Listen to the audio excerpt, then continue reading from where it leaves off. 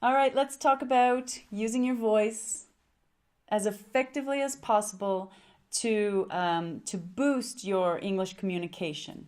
All right, so if you have really good English grammar and really good English vocabulary, using your voice effectively can just push it over the top, can make you a master.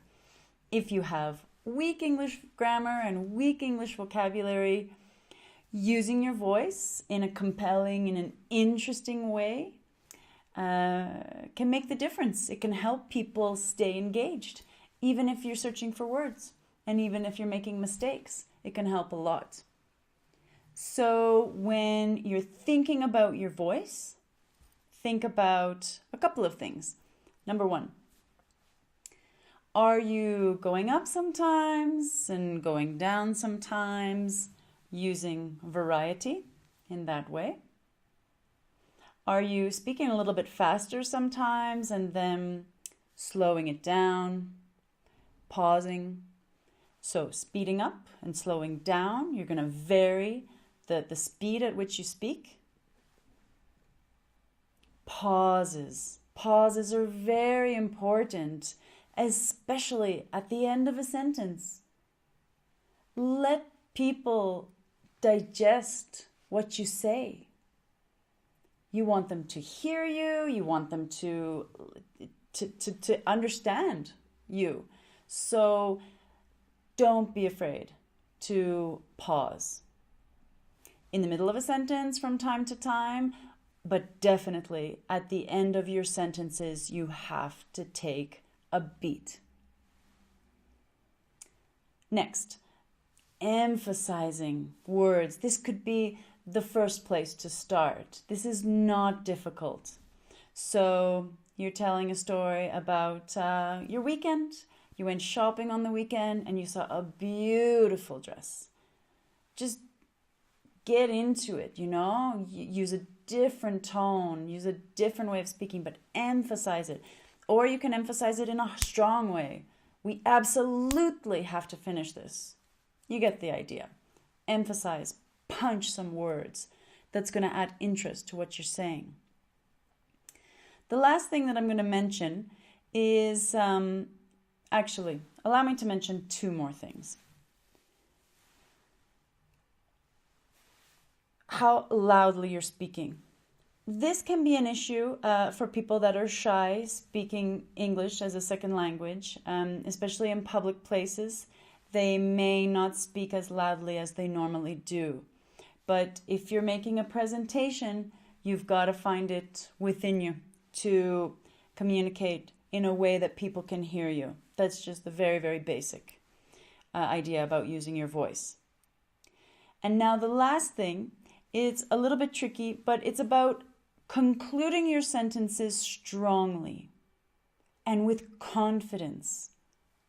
What I hear from so many of my clients is the ending of the sentence either never happens because they just keep adding information and adding a little detail and they really don't want the sentence to end. And so finally I interrupt. So the end of the sentence never happens, or it happens, they just trail off. They don't quite say the last words. So in that way as well, the end of the sentence doesn't happen, but in a different way. They never give that final piece of information to give me permission to respond. Now, these two situations happen, in my opinion, because people are a little bit concerned about what the response is going to be. They're not confident that what they have said so far is clear. And so they're avoiding getting that response, like, what? What are you talking about? They're trying to avoid that response by not finishing the sentence. I mean, it's just a game. Don't play that game. Finish your sentences. Face the music. If the person doesn't understand you, you gotta find out. But most of the time, in these situations, I do understand what they're saying. I do understand and I want to respond. but I'm just not getting permission from them because they're not ending their sentences. All right. The last little detail about ending your sentences strongly is avoid ending your sentence in a question mark voice if it's not a question. So in English, when you ask a question, your voice goes up at the end. Did you see the show? My voice goes up. Did you like the meal? My voice goes up. But sometimes when people are saying a statement, it's not a question, it's a regular statement, and they lack confidence in what they're saying, they will end the sentence with a question mark because they're indicating that they're not sure about what they're saying. And I want you to watch out for this and avoid this. It's confusing to the person you're speaking to because they need to figure out, are you asking me a question or not? So your voice goes up only when it's a question.